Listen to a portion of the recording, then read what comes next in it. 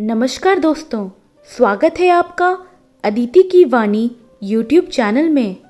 दोस्तों, आज की कहानी मुझे काजल हर्ष शर्मा जी ने भेजी है, जो कि खंडवा मध्य प्रदेश की रहने वाली हैं। तो चलिए शुरू करते हैं आज की कहानी। मम्मी, मैं आगे पढ़ना चाहती हूँ और इस छोटे से गांव में मेरी पढ़ाई नहीं हो सकती। आप तो जानते हो ना, बचपन से ही मैं कुछ करना चाहती हूँ। मैं आगे की पढ़ाई के लिए इंदौर जाना चाहती हूँ। सीमा गुस्से से चिल्लाते हुए बोली, देखो बेटा, तुम्हारे पापा की आय इतनी ज़्यादा नहीं है कि तुम्हें अच्छे से पढ़ा सके, लेकिन फिर भी हमसे जितना बन सकता है हमने किया। अब आगे हमारी हैसियत नहीं है कि तुम्हें आगे पढ़ा सके। मम्मी ने बड़ी ही नरमी से सीमा को समझाया। मम्मी, ये आपने क्या लगा रखा है? हैसियत नहीं है। मैंने एक बार कह दिया ना कि मुझे इंदौर जाना है, मतलब कि जाना है। मेरी प्रिंसिपल मैडम से बात हुई है। उन्होंने ही मुझे बताया है कि तुम्हारे 90% बने हैं और तुम अपनी आगे की एजुकेशन के लिए इंदौर जा सकती हो। और मम्मी, मध्य प्रदेश सरकार द्वारा यह योजना चलाई गई है कि मेधावी छात्राओं की आगे की पढ़ाई और रहने खाने का खर्च बिल्कुल मुफ्त होगा। इसीलिए मैं अपनी स्कॉलरशिप के दम पर इंदौर जाना चाहती हूँ। मम्मी, इसमें हमारा बिल्कुल भी खर्च नहीं लगेगा। प्रिंसिपल मैम हमारी पारिवारिक स्थिति जानती है, इसीलिए उन्होंने इस योजना के बारे में मुझे बताया है। अब मम्मी, आपको क्या दिक्कत है? मैम ने मेरा फॉर्म भर दिया है और मेरा इंदौर के कॉलेज में सिलेक्शन हो गया है। सीमा ने एक ही सांस में सारी बात कह डाली। वो तो ठीक है बेटा, पर तुम्हें इस तरह से शहर में हम अकेले कैसे छोड़े? तभी सीमा के पिताजी वहाँ आ जाते हैं। पापा, मम्मी को समझाइए ना। अरे भाई, बात क्या है, मुझे भी बताओ, पिताजी ने कहा। सीमा ने सारी बातें अपने पापा को कह दी। अपनी बेटी की इच्छा को ध्यान में रखते हुए सीमा के पिता सीमा को आगे की पढ़ाई के लिए इंदौर जाने की परमिशन दे देते हैं। इंदौर में सीमा हॉस्टल में रहने लगी। कॉलेज से उसका हॉस्टल 5 किलोमीटर की दूरी पर है। सीमा दिखने में बहुत ही साधारण, परंतु पढ़ने में बहुत ही होशियार और सर्वगुण संपन्न लड़की है। वो एक मध्य वर्गीय परिवार की लड़की, ऊपर से सांवली रंगत, इसीलिए कॉलेज में उसकी बहुत ही कम सहेलियां हैं। लेकिन उसकी पहली प्राथमिकता पढ़ाई है, इसीलिए उसे कोई फर्क नहीं पड़ता कि कोई उसे अपनी सहेली बनाए या ना बनाए। अपनी पढ़ाई में मस्त रहते हुए सीमा को आज इंदौर में 1 साल हो गए। आज सीमा बहुत खुश है क्योंकि आज उसका रिजल्ट आने वाला है। सीमा जल्दी से हॉस्टल से तैयार होकर कॉलेज जाने के लिए निकली ही थी कि तभी उसकी सहेली परिधि, जो उसकी रूममेट भी है, वो अपने गांव से वापस आई है। क्या हुआ परिधि, तुम इतनी दिनों बाद गांव से वापस क्यों आई हो? सीमा ने कहा। कुछ नहीं सीमा, मैं तुम्हें बताऊंगी तो तुम्हें भी मेरी बातों पर विश्वास नहीं होगा। और परिधि रोई जा रही है। सीमा परिधि को चुप कराते हुए पूछती है, पहले बताओ तो सही कि बात क्या है। परिधि धीरे धीरे सब सीमा को बता देती है, जिसे सुनते ही सीमा के होश उड़ जाते हैं और वो वहीं गस खाकर गिर जाती है। परिधि का भी रो रो कर बुरा हाल हो जाता है। परिधि अपने आंसू पोंछते हुए शांत होती है और सीमा के चेहरे पर थोड़ा पानी डालती है। सीमा के होश में आते ही दोनों गले मिलकर रोने लगती है।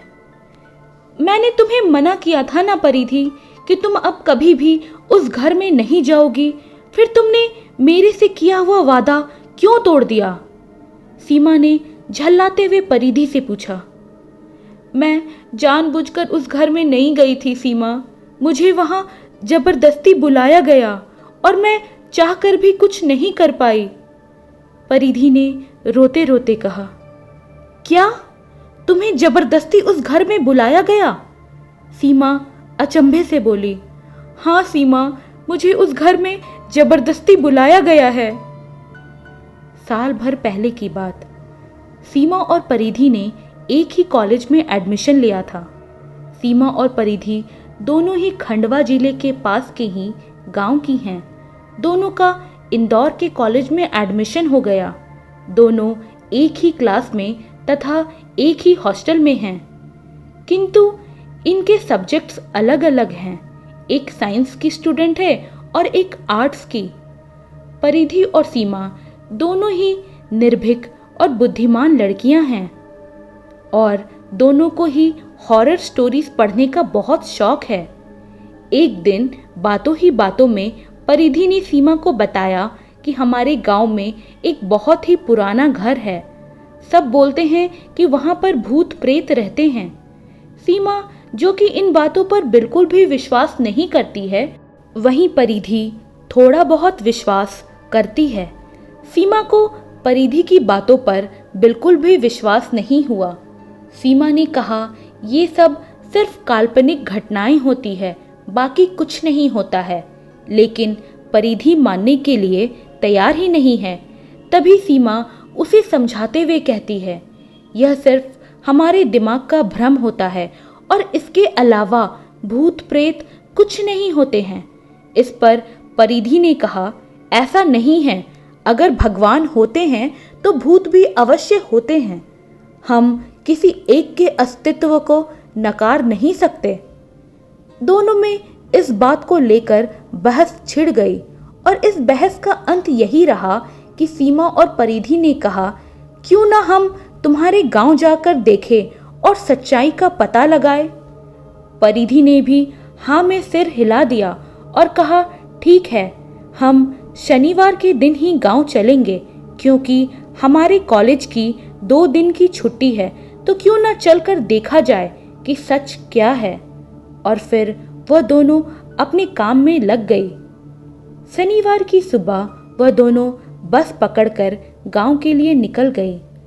उबड़ खाबड़ रास्ते से होते हुए बस चले जा रही है और शाम होते होते सीमा और परिधि दोनों गांव पहुंचते हैं और गांव की पगडंडियों से होते हुए परिधि के घर की ओर निकल जाते हैं। कच्चे रास्ते से होते हुए सीमा और परिधि को घर आते आते ही रात हो जाती है। परिधि के घर में उसकी मां निर्मला, पिताजी विजय और छोटे भाई वेद रहते हैं। घर पहुंचते से ही वो दोनों दरवाज़ा खटखटाती हैं। दरवाजे पर परिधि की मां निर्मला खड़ी रहती है, जो उन दोनों को इस समय देखकर आश्चर्यचकित रह जाती हैं। अरे बेटा परिधि, तुम इतनी रात गए और कहाँ से आ रही हो? तुम तो हॉस्टल में थी ना, फिर यहाँ कैसे? और ये लड़की कौन है? परिधि की माँ ने एक ही बारी में सारे सवाल दाग दिए। माँ, ये मेरी फ्रेंड सीमा है और हमारे कॉलेज की 2 दिन की छुट्टी है, इसीलिए हम दोनों गांव आ गए हैं। परिधि ने कहा, अरे बेटा, कॉल लगा लेते, पापा तुम्हें लेने आ जाते। माँ, मैंने आपको कॉल भी लगाया, लेकिन शायद नेटवर्क प्रॉब्लम है और इसीलिए कॉल लग नहीं पाया, परिधि ने सफाई देते हुए कहा। कोई बात नहीं बेटा, गांव में नेटवर्क थोड़ा कम ही मिलता है। खैर, अंदर आओ। दोनों अंदर आती हैं। जब तक निर्मला दोनों के लिए पानी ले आती है। पानी पीकर वो दोनों वहीं बैठ जाती हैं और माँ अंदर कुछ काम के लिए चली जाती है। सीमा, आज शनिवार है, कल सुबह हम चलकर उस घर में देखेंगे कि सच्चाई क्या है, परिधि ने कहा। अरे कल सुबह क्यों ना हम आज रात में ही चले, सीमा ने कहा। नहीं सीमा, रात में नहीं, और आज अमावस्या भी है, परिधि ने कहा। अमावस्या है तो क्या हुआ, क्या तुम डर गई, सीमा ने कहा। नहीं, ऐसी बात नहीं है सीमा, लेकिन हम रात में कैसे जाएंगे, परिधि ने पूछा। रात में जब सब सो जाएंगे तब हम जाएंगे, सीमा ने जवाब दिया। ठीक है, परिधि ने कहा। तभी परिधि के माँ के आने की आहट होती है और वो दोनों माँ को देखकर चुप हो जाती हैं। अच्छा बेटा, तुम दोनों मुंह हाथ धो लो, मैं अभी खाना लगाती हूँ, निर्मला ने कहा। ठीक है माँ, कहते हुए दोनों अंदर चली जाती हैं। खाना खाकर वो दोनों परिधि के कमरे में जाते हैं। तभी सीमा कहती है, चलो परिधि, अभी रुक जाओ सीमा, अभी घर में कोई भी नहीं सोया है। जब सब सो जाएंगे हम तब चलेंगे, क्योंकि अगर माँ को पता चला तो वो हमें कभी भी उस घर के पास भी जाने नहीं देंगी। परिधि ने जवाब दिया। ठीक है, सीमा ने कहा और अपना मोबाइल चलाने लगी। परिधि रात में सबके सोने का इंतज़ार करती है। रात के 11 बजे तक परिधि को किसी की आवाज़ नहीं आती है और वो कमरे के बाहर खिड़की से सबके रूम में झांकती है। सब सो रहे हैं। वो निश्चिंत होकर सीमा को चलने के लिए कहती है। सीमा और परिधि रात के समय अपने हाथ में टॉर्च, मोबाइल और शॉल लेकर घर से निकल जाते हैं। वो घर परिधि के घर से 1 किलोमीटर की दूरी पर है। अमावस्या की रात को 11 बजे परिधि और सीमा दोनों सबसे छुपते छुपाते अंधेरी रात में उस भूतिया घर की ओर चल पड़ती हैं। घनघोर अंधेरे को चीरते हुए सीमा और परिधि निर्भीक आगे बढ़ती चली जा रही हैं। पूरे गांव में मरघट सा सन्नाटा फैला हुआ है। परिधि के घर के आगे बढ़ते ही थोड़े कदम की दूरी पर उन्हें ऐसा एहसास हुआ कि कोई उनके साथ साथ चल रहा है। सीमा ने पीछे मुड़कर देखा, लेकिन कोई नहीं है। इस बार सीमा को डर का एहसास हुआ, लेकिन अपने डर को दबाते हुए वो आगे बढ़ती रही। तभी परिधि के कंधे पर किसी ने हाथ रखा। परिधि ने डरते हुए पलट कर देखा तो पीछे कोई नहीं था।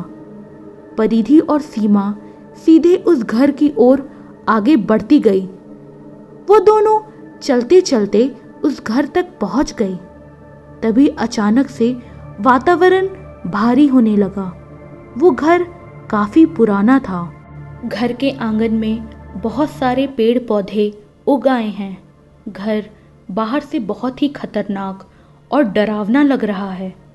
घर को देखते ही परिधि बिल्कुल डर सी गई और सीमा को वापस चलने को कहती है, पर सीमा मना कर देती है कि हम इतनी दूर आए हैं, जरूर इस घर में जाकर देखेंगे अंदर से क्या ये वाकई इतना ही डरावना है या नहीं। परिधि फिर से सीमा को समझाने की कोशिश करती है। सीमा, हमें चलना चाहिए, मुझे यहाँ कुछ ठीक नहीं लग रहा है, परिधि ने सीमा से कहा। परिधि, मुझे कोई डर नहीं लग रहा है, यूं कहो ना कि तुम डर रही हो, सीमा ने परिधि के जवाब में कहा। सीमा, डर की बात नहीं है, लेकिन मुझे यहाँ फिर भी कुछ अच्छा नहीं लग रहा है। ज़रूर यहाँ कुछ घटित होने वाला है, परिधि ने सीमा से कहा।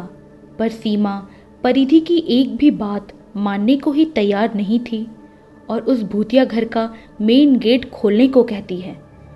मेन गेट पर बहुत सारे जाले लगे हुए थे और साथ ही में ताला भी लगा हुआ था, जो किसी तांत्रिक के द्वारा अभिमंत्रित था। सीमा उन जालों को साफ करती है और पास ही पड़े पत्थर से ताले को तोड़ देती है। ताला टूटने से ही अचानक से तेज हवाएं चलने लगती है, बिजली कड़कती है और एक साया सीमा के पीछे से होता हुआ उस भूतिया मकान में समा जाता है।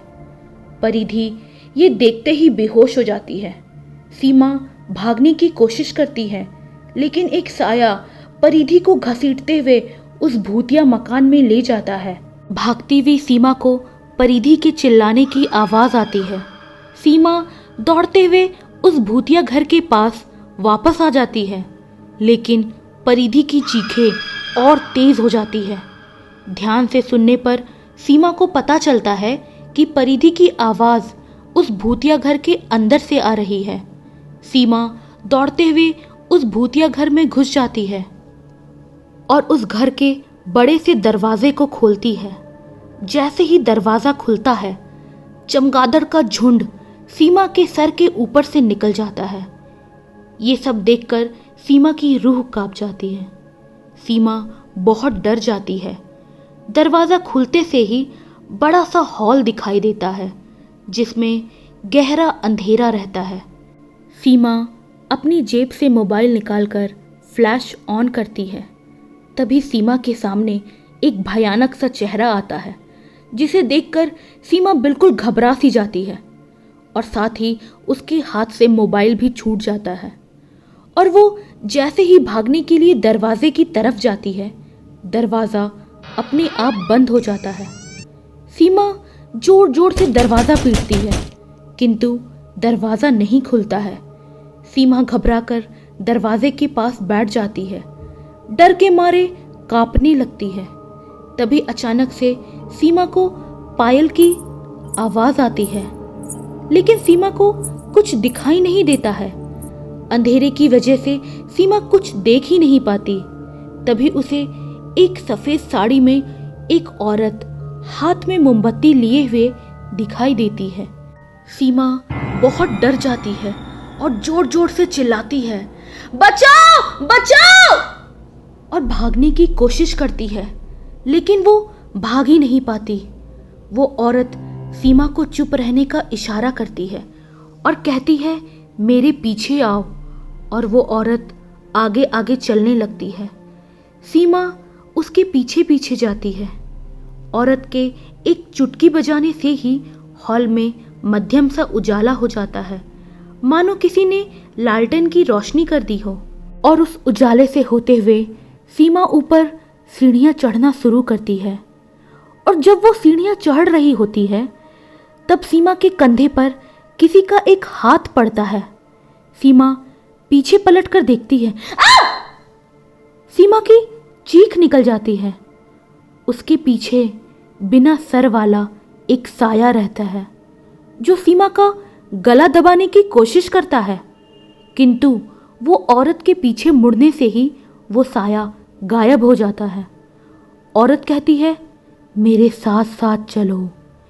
सीमा डरते डरते आगे बढ़ती है और उस औरत से पूछती है, कौन हो तुम और मेरी मदद क्यों कर रही हो? वो औरत एक रहस्यमयी मुस्कुराहट के साथ कहती है, कुछ मत बोलो, बस मेरे साथ साथ चलो। उस औरत के साथ चलते चलते सीमा ऊपर के कमरे तक पहुंच जाती है। वहां ऊपर कमरे तक पहुंचने पर सीमा के सर के ऊपर से बहुत सारे चमगादड़ उड़ते हुए जाते हैं। सीमा थोड़ा झुक जाती है। ये ऊपर का बरामदा है। यहाँ पर एक झूला रखा हुआ है। सीमा उस झूले को देखते ही दंग रह जाती है। भय और उत्साह के साथ सीमा उस झूले के पास जाती है। तभी अचानक वो औरत वहां से गायब हो जाती है और वो झूला जोर जोर से हिलने लगता है। सीमा बहुत डर जाती है। तभी वो औरत उसके सामने फिर से आ जाती है और सीमा की दिल की धड़कनें बहुत तेज हो जाती है। वो औरत सीमा से कहती है, तुम जिसे ढूंढ रही हो वो यहाँ नहीं है। आज अमावस्या की रात है, बचकर रहना। ये कहते हुए वो औरत फिर से गायब हो जाती है। सीमा डर से बिल्कुल घबरा जाती है।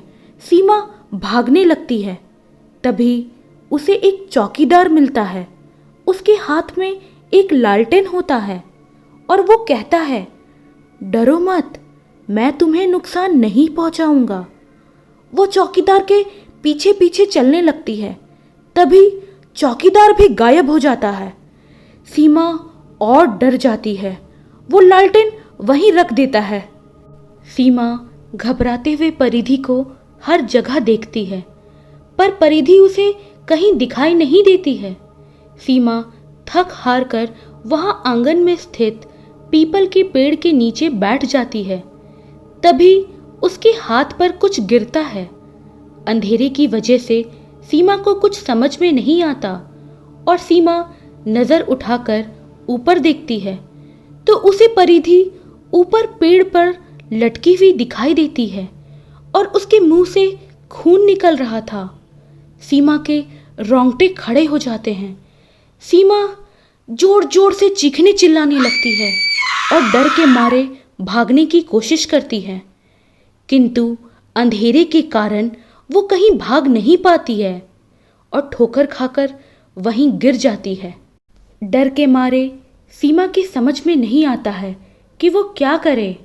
वो आगे बढ़ने की कोशिश करती है लेकिन बढ़ नहीं पाती। डरी सहमी सी सीमा डरते डरते ऊपर नजर उठाकर फिर से वो पीपल के पेड़ के ऊपर देखती है, लेकिन इस बार उसे परिधि नजर नहीं आती है। सीमा के कुछ समझ नहीं आता कि आखिर परिधि कहाँ चली गई। सीमा भगवान को याद करती है और कहती है कि शायद परिधि सही थी और इस दुनिया में भूतों का अस्तित्व भी होता है। अगर भगवान होते हैं तो भूत भी सच में होते ही होंगे। तभी अचानक से सीमा की नज़र फिर से पीपल के पेड़ पर जाती है। तभी एक मानव कंकाल सीमा के ऊपर गिर जाता है। अचानक से अपने ऊपर गिरे हुए कंकाल को देखकर वो भागने लगती है और पागलों की तरह जोर जोर से चिल्लाने लगती है। तभी अचानक से लाइट आ जाती है और बदहवासी सीमा वहीं रुक जाती है। सीमा अपनी चारों ओर देखती है कि कहीं से एक औरत सफ़ेद साड़ी पहने एक हाथ में मोमबत्ती लिए सीमा की तरफ फिर से आ रही है, तो कहीं एक बूढ़ा चौकीदार जिसका चेहरा पूरा सफ़ेद है, हाथ में लालटेन लिए सीमा की तरफ बढ़ रहा है। और कहीं से एक आदमी बिना मुंडी वाला आ रहा है। इन तीनों को देखकर सीमा जोर जोर से बचाओ बचाओ चिल्लाते हुए पूरे आंगन में इधर उधर भागने लगती है। परिधि सीमा के पास आ जाती है और उसे शांत कराने की कोशिश करती है। तभी बहुत सारे लोग वहां इकट्ठा हो जाते हैं और उन्हें देख के सीमा के कुछ समझ में नहीं आता कि ये सब हो क्या रहा है। उस बड़े से आंगन में बहुत सारे लोग हैं। सभी लोग हंस रहे हैं, कुछ के हाथ में कैमरा तो कुछ लोग मोबाइल से वीडियो बना रहे हैं, कुछ लोग खड़े खड़े बस तमाशा देख रहे हैं। सीमा गुस्से से चिल्लाती है, तो इसका मतलब ये सब प्रैंक है। परिधि और बाकी सारे लोग हंसने लग गए। हाँ सीमा, ये सब बस एक प्रैंक था, बस एक छोटा सा नाटक। पर क्यों परिधि? सीमा, तुम उस दिन वाली बात भूल गई हो क्या? तुमने ही कहा था कि भूत प्रेत का कोई अस्तित्व नहीं होता है। हमने ये सब बस तुम्हें डराने के लिए ही किया है सीमा। तुम पर एक छोटा सा प्रैंक किया है। और सब जोर जोर से ठहाके लगाकर हंसने लग जाते हैं। उन सबको हंसता हुआ देख सीमा भी हंसने लगती है। अपनी हंसी रोकने के बाद सीमा पूछती है, अच्छा वो सब तो ठीक है, लेकिन ये घर, वो अभिमंत्रित धागा और ताले और वो बिना मुंडी वाला शख्स कौन था? तभी सीमा के पीछे से एक बिना सर वाला एक 28 वर्षीय युवक आता है। सीमा अचानक से उस युवक को देखकर घबरा जाती है। परिधि फिर से ठहाके लगाकर हंसने लग जाती है। अरे मेरी बुद्धू सहेली, ये कोई भूत नहीं है। और परिधि उस आदमी के शर्ट के बटन को खोल देती है। सीमा उसे देखते ही रह जाती है। ओह माय गॉड, इसका मतलब उस आदमी ने अपना सर अपने शर्ट के अंदर छुपा रखा था। मुझे तो लगा कि उसका सर ही गायब है। और वहाँ आसपास के सभी मौजूद लोग ठहाके लगाकर हंसने लगे। तभी एक आदमी की बुलंद सी आवाज़ आती है, पैकअप। बाकी सारे लोग अपने अपने घर की ओर चले जाते हैं। सीमा इशारे में परिधि से पूछती है, ये सारे लोग कौन हैं? परिधि ने कहा, अरे हाँ, मैं तो तुम्हें बताना ही भूल गई। इससे मिलो, ये है मेरा बेस्ट फ्रेंड लव। यहाँ एक न्यूज़ रिपोर्टर था और अभी फ़िलहाल ये जॉबलेस है, इसीलिए ये यूट्यूब पर अपना वीडियो अपलोड करता है, या यूँ कहो ये प्रैंक वीडियो बनाता है, जैसे कि आज तुम्हारा शूट किया और इसे यूट्यूब पर अपलोड करता है। तभी एक 25 वर्षीय हैंडसम सा नौजवान 5 फीट 8 इंच हाइट वाला ब्लैक शर्ट और ब्लू जीन्स पहने हुए सीमा के सामने आता है और परिधि की तरफ नज़र घुमाते हुए कहता है, वाह, इज्जत का कचरा करना तो कोई तुमसे सीखे, क्या परिचय दिया है तुमने मेरा। तभी परिधि लव की तरफ देखती है। जब तक लव सीमा की तरफ नज़र घुमा लेता है, हाय, आई एम इन लव। तभी परिधि जोर से ठहाके मारती है और कहती है, बेटा तू ये क्या बोल रहा है। लव सकपका जाता है और कहता है, सॉरी सीमा जी, मेरा नाम लव है। लेकिन सीमा उसे कोई भाव नहीं देती, बस मुस्कुराकर दूसरी ओर नज़र घुमा लेती है। तभी पीछे से 4 लोग और आते हैं। परिधि, हमारा भी परिचय कराओ अपनी फ्रेंड से। परिधि उन सब का परिचय कराती है। ये सारे मेरे फ्रेंड हैं, काव्या, कुश, चंचल और समीर। सीमा उन चारों को औपचारिकता से हेलो बोलती है। परिधि का हाथ पकड़कर उसे एक कोने में ले जाती है और पूछती है, अरे परिधि, ये सब क्या है और तूने मेरा प्रैंक क्यों बनाया। सीमा, ये सिर्फ एक मजाक था, बाकी कुछ नहीं, परिधि ने कहा। लेकिन ये जोकड़ों की टोली यहाँ क्या कर रही है, हमारे साथ तो नहीं आई थी, सीमा ने झल्लाते हुए कहा। सीमा, जरा रिलैक्स करो, ये कोई जोकड़ नहीं है, सभी मेरे दोस्त हैं, मेरे फेसबुक फ्रेंड्स। हाँ, ये सारे मेरे फेसबुक फ्रेंड्स हैं और बहुत ही क्लोज हैं, परिधि ने कहा। तुम्हारा दिमाग तो ठीक है ना, तुम अपने फेसबुक फ्रेंड्स को अपने गांव ले आई हो। अरे बाबा, जरा ये तो सोचो, तुम्हारे घर में क्या सोचेंगे, सीमा ने परिधि से कहा। जरा शांत हो जाओ सीमा माते, परिधि ने व्यंग कसते हुए कहा। मेरे घर वाले पुरानी विचारधाराओं के नहीं हैं, उन्हें पता है ये सारे मेरे दोस्त हैं और ये सब कल से ही आए हुए हैं, मेरे घर में इन सब के बारे में पता है, परिधि ने कहा। तो क्या ये सब तुम्हारा प्लान था, तुमने ये जानबूझकर किया और मुझसे उस भूतिया जगह के बारे में कहा, और ये बात तुम अच्छी तरह से जानती हो कि मैं भूत प्रेत को नहीं मानती हूँ, इसलिए तुमने ये सब किया। परिधि, मुझे तुमसे इस तरह की उम्मीद नहीं थी, मैंने तो तुम्हें अपनी बेस्ट फ्रेंड माना था, लेकिन मुझे नहीं पता था कि तुम मुझे इतना बड़ा धोखा दोगी। मैं अभी इसी वक्त अपने घर जा रही हूँ और खबरदार अगर तुमने आज के बाद मुझसे बात करने की कोशिश करी तो। सीमा गुस्से से चिल्लाते हुए वहां से चली गई। सीमा, मैं कुछ कहना चाहती हूँ, मेरी बात तो सुन ले, सीमा के पीछे भागते हुए परिधि बोली।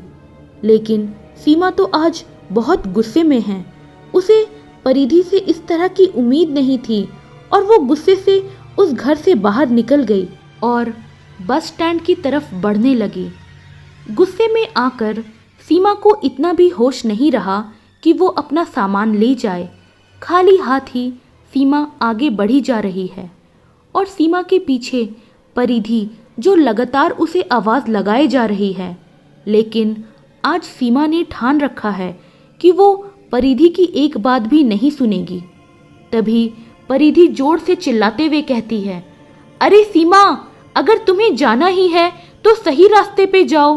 तुम जिस रास्ते पे जा रही हो उस रास्ते पर गांव का कब्रिस्तान और खेत ही आने वाला है, कोई बस स्टैंड नहीं आने वाला है। मेरी बात तो सुनो, बस एक बार।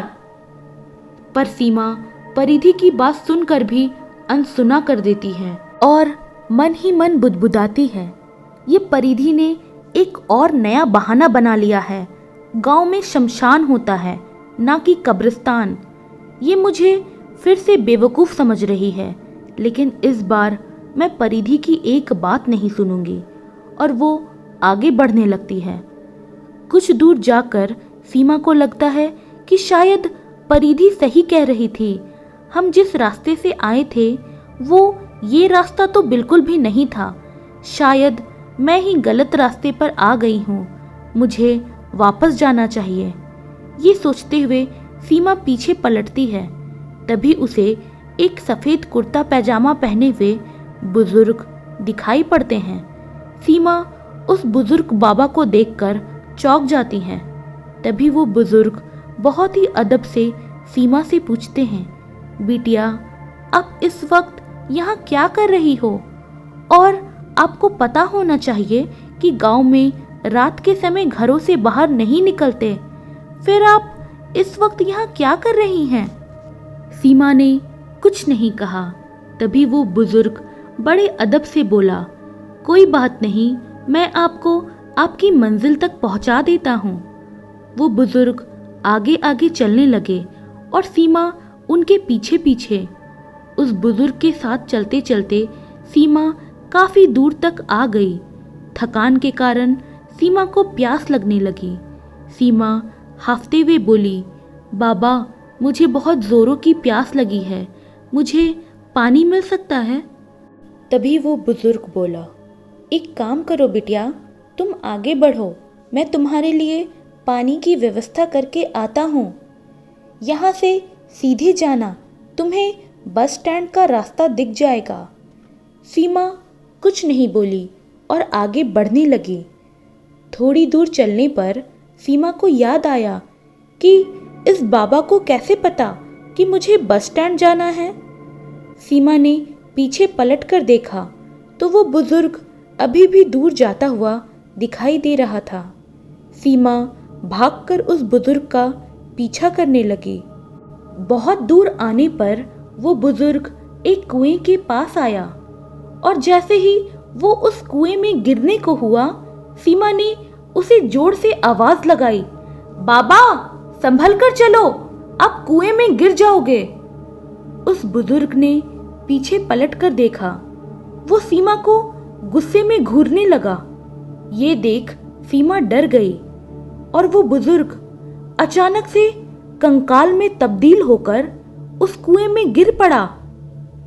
ये दृश्य देख सीमा की रूह कांप गई और वो जोर से चिल्लाते हुए वहां से भाग निकली। बहुत देर तक अपना आपा खोए वो पागलों की तरह इधर उधर भागते रही और भागते भागते वो बेहोश हो गई। तो दोस्तों, कैसी लगी आपको आज की कहानी? मुझे कमेंट कर ज़रूर बताइएगा और कहानी का अगला भाग जानने के लिए जल्दी से मेरे चैनल को सब्सक्राइब कर लीजिए। और दोस्तों, इस कहानी को लाइक और शेयर करना मत भूलिएगा। Thank you.